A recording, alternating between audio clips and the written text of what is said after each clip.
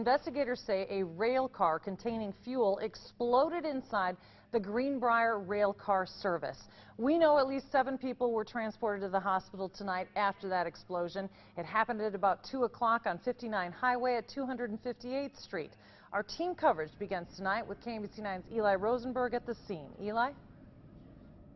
Well, that injury total could grow. Late word from the company tonight that is checking with each and every one of the 54 employees who worked here to make sure no one checked themselves into a hospital when they got off work. Now, you cannot see where the explosion happened. It's actually down the road right there, but those who live around here sure felt it. As investigators gathered out front of the Greenbrier rail facility near Atchison, Just out in the driveway so we could see around. Michelle Moore reflected on her afternoon wake-up. I just heard a big boom. I jumped out of bed. I just wondered what blew up. I knew something blew up. Greenbrier refurbishes rail cars here, and a company spokesman says 16 or 17 employees were in the building preparing to paint a car when the explosion happened around 2 this afternoon. Then we saw the fire and we saw smoke coming out both ends of the building. Check out this photo. It shows how the impact of the explosion blew out a part of the facility's wall. It was crazy. I was worried it was the grain elevator. A natural concern.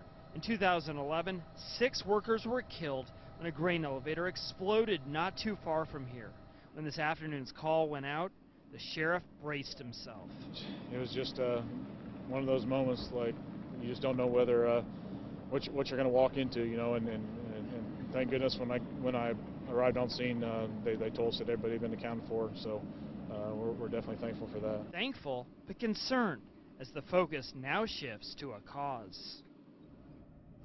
And to that end, members of the State Fire Marshal's office are on the scene here leading up that investigation. Meanwhile, a company spokesman says thoughts and prayers are with all of those injured.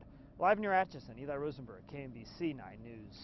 2 of the most seriously injured workers are being treated here in the Metro at KU Hospital. KMBC 9's Keisha Henry is there, where multiple teams of doctors are working together to help the 2 men. Keisha? That's right, Laura. Doctors here at KU Hospital say that medics really did a great job stabilizing those 2 men and getting them here to the hospital very quickly. When they first arrived, they had some serious injuries, some very extensive burns. This is video from inside of the burn unit here at KU Hospital. As soon as the men arrived here, doctors had to clean off the soot to see just how badly they'd been burned. But they say it's too early to rate the degree of those burns. Now, aside from that, they also have other injuries and possible broken bones from that explosion. So there are 2 different teams working very hard on them right now.